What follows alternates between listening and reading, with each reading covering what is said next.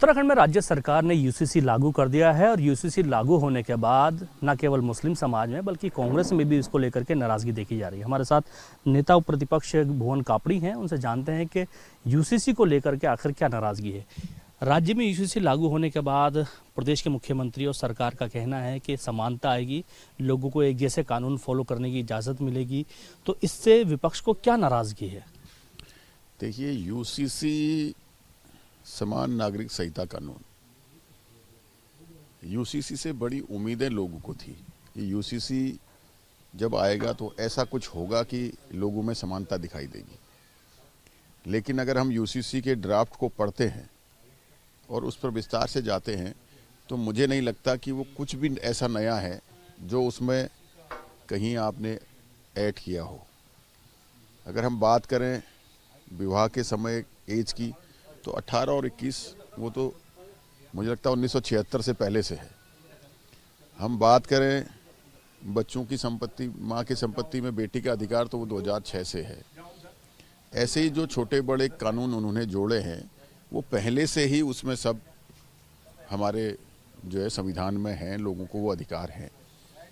और हम बात करें कि अगर उत्तराखंड में कहीं कोई जो विरोध का शोर, जो नाराज़गी है, वो लिविंग रिलेशन को है। यूसीसी सहवास जो है, लिविंग रिलेशन है, उसको वैलिड करना मुझे लगता है कि हमारे प्रदेश के जो हमारी राज्य की विश्व में जो छवि है, देवभूमि पर्यटन प्रदेश, उसको कहीं न कहीं धूमिल करती है। और हम बात करें तो युवा अवस्था में जो बच्चे हैं उनको हम अपनी संस्कृति की बात करते हैं, हम सनातन की बात करते हैं, तो ये सब संस्कार की बात करते हैं कि बच्चों को आप ये कह रहे हैं कि आप लिविंग में एक ड्राफ्ट लेकर लिविंग रिलेशन में रह सकते हैं, आप वैलिड हैं। अब आप लिविंग रिलेशन में आज एक नाजुक उम्र में बच्चे लिविंग रिलेशन में रह रहे हैं और कल के दिन वो अलग हो जाते हैं, तो उसके बाद क्या हमारे समाज में इतनी जागरूकता आ गई है कि अगर वो लिविंग का रिकॉर्ड कहीं मिल गया तो कोई माँ अपने बेटे की शादी किसी उस हमारी बहन से कर देंगे जो लिविंग में रही हो, या कोई ऐसा लड़का जो लिविंग में रहा हो उससे कोई माँ बाप अपनी बेटी की शादी करा देंगे। लेकिन ये इसको लेकर के सरकार का कहना है कि ऐसे मामलों में सुरक्षा भी तो प्रदान होगी उस लड़की को जो लिविंग में रह रही है अनरजिस्टर्ड। जिस तरह से अभी एक श्रद्धा वालकर का मामला सामने आया था, उसके बाद से आवाज़ें उठी थी कि इनको रजिस्टर्ड किया जाए, तो इस तरह के मामलों को जोड़ने की बात की जा रही है। देखिए, सबसे बड़ी बात है संस्कृति, समाज और सनातन, जो हमारे देश की जो परंपरा है, जिनमें कहीं भी किसी भी संस्कृति में, किसी भी समाज में, किसी भी जाति में, किसी भी धर्म में, किसी भी वर्ग में ये लिविंग की बात सुनने में तो अच्छी है लेकिन कोई भी स्वीकारने को तैयार नहीं है। आप बताइए, किसी भी जगह पर कौन ऐसे माँ बाप हैं जो चाहते हैं कि शादी से पहले लड़का लड़की साथ रहे?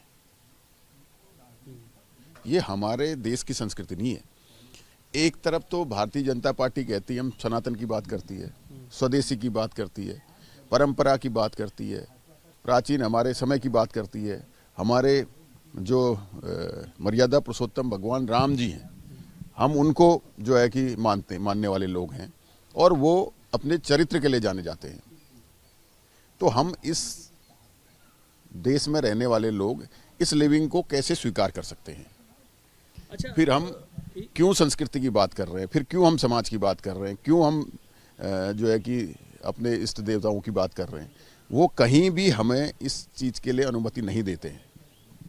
हमारे देश में का जो रहन सहन, जो हमारा कल्चर है, उसमें ये कहीं भी नहीं होता हमारे प्रदेश में। आज उत्तराखंड को जो है कि लिविंग रिलेशन में रहने के लिए वैलिड माने जाने वाले प्रदेश में माना जा रहा है।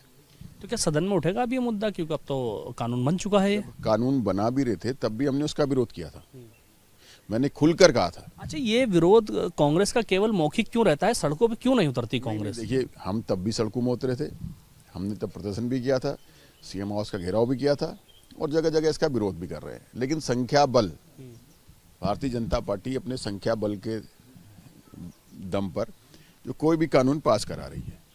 अगर आज किसी एक आम आदमी से भी आप कहेंगे कि यूसीसी में ये काम हुए हैं और लिविंग रिलेशन को, सहवास को हमने जो है वैलिड कर दिया है, तो कोई भी एक व्यक्ति भी इसमें सहमत नहीं होगा। तो फिलहाल कांग्रेस इसके पूरी तरह से विरोध। मैं बिल्कुल, कांग्रेस पार्टी पूरी तरह से जो यूसीसी में सहवास लिविंग रिलेशन लाया गया उसके लिए कंप्लीटली विरोध में।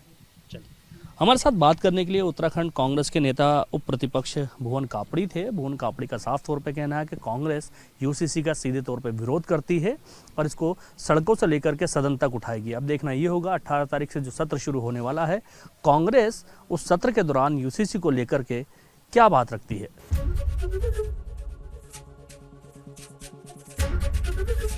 एबीपी गंगा, खबर आपकी, जुबान आपकी।